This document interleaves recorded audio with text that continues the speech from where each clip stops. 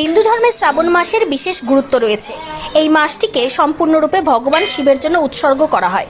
শ্রাবণ মাসে ভগবান শিব ও মা পার্বতীর পুজো অত্যন্ত ফলদায়ক বলে মনে করা হয়। শ্রাবণ মাস শেষ হলে এরপর ভাদ্রপদ বা ভাদ্র মাস শুরু হবে।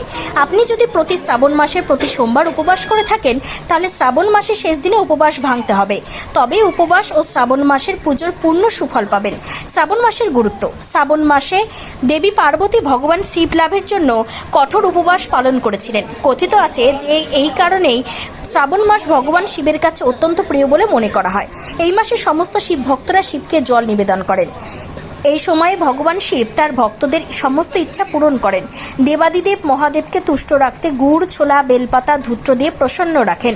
সেই শ্রাবণ মাসে সোমবারগুলিকে খুবই শুভ বলে মনে করে মানুষেরা। শ্রাবণে শিবলিঙ্গে মধু, দুধ, বেলপাতা, ধূত্রফুল, আকন্দের মালা, জল অর্পণ করার রীতি রয়েছে। প্রতি সোমবার এই রীতি পালন করে দেবাদিদেবকে তুষ্ট করা হয়।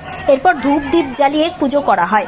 এই দেবাদিদেব মহাদেবের পুজোয় যারা উপবাস রাখেন, এরপর উপবাস রেখে সাবু, দুধ বা ফলাহার করে থাকেন, আজ বীরভূমের বক্রেশ্বরে সেই ভিড় চোখে পড়ার মতো ছিল।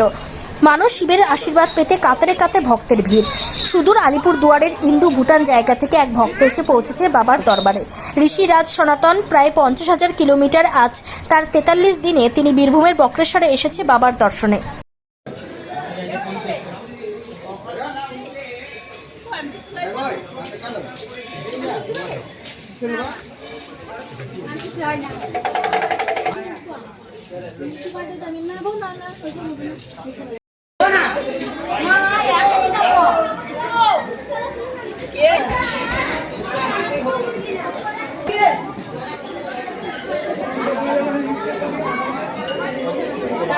মাসের শেষ সোমবার, সেই জন্য আজকে ভক্তদের ঢল চোখে পড়ার মতো প্রচণ্ড পরিমাণের ভক্তদের ভিড় বাবাকে পুজো দেওয়ার জন্য, মাকে পুজো দেওয়ার জন্য, মধুনাথ ভৈরবকে পুজো দেওয়ার জন্য।